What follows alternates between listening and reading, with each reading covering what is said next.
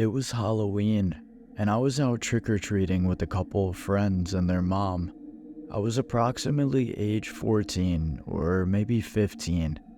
My close friend was about 12, and her brother was about 7 years old. Their mom was driving us to nicer neighborhoods in the area, as they were a few miles from where we lived. We were at the last and one of the biggest houses in that area. And a side note, the streetlights were orange in color and were spread about 15 feet away from one or another. This left large, dark gaps between the lights at night. Their mom had to stop the car, and I got out first, and immediately I felt like we were being watched from the woods across the street. I walked around the car and let out my friend's brother. We walked up to the house, and I continued to look around, noticing we were the only people out here. My friend and her brother ended up ringing the doorbell, and I walked behind them when I heard this. The people in the house seemed normal, and they each gave us big candy bars, which we thanked them for. We started to walk back to the car, but still couldn't shake the feeling of being watched. I looked around after I helped get Robert, my friend's brother, buckled in, and I shut the door. My friend had already gotten into the car, so when I looked down the road, you can imagine how surprised I was to see two little kids in the shadows between the lights. I knew there wasn't something right about these two. The kids appeared to be 5 years of age by their height. I said, "Hello?" and I received no response, but they stayed perfectly still. I asked if they were okay, and I still got nothing back.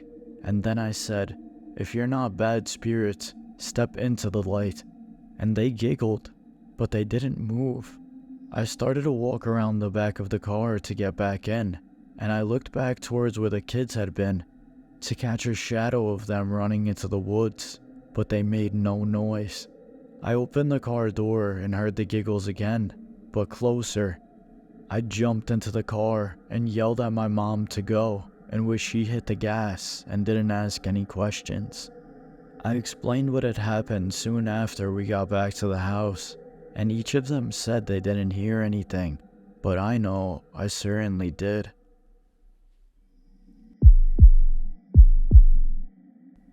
I was at the same friend's house as the previous story, but this time I was sitting in their living room in a spot I could clearly see. If you look down the long straight hallway, something in my brain kept telling me to look at the bathroom every time. I would always look away from it, but something was drawing me near it. No one was in the bathroom. The shower curtain was also closed all the way. I decided to look at my friend, and while I was talking to her, I heard the shower curtain move.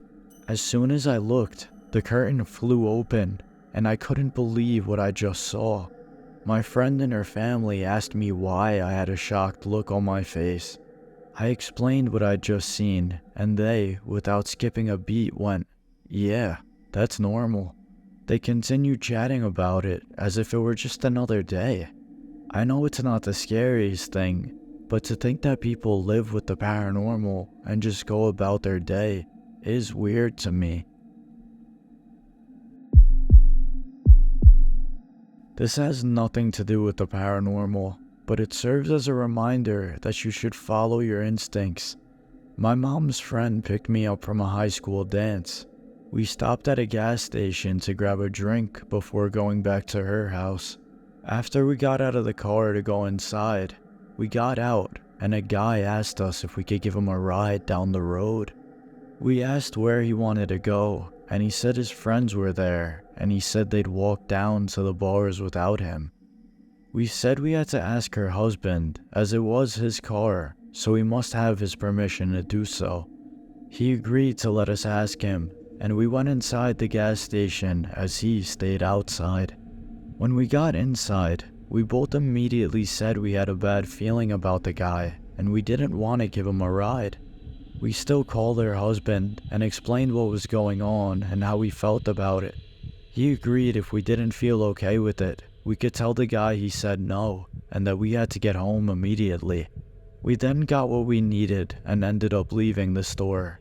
The guy asked us if we could do it, and we explained that her husband had said no and that we had to get home. He accepted this answer, and he left us alone. A week later, we read an article in the paper about a guy asking for rides. The folks that gave him a ride would be robbed, and if they didn't have anything to give to him, he would stab them and run away. It was the guy we said no to after the dance.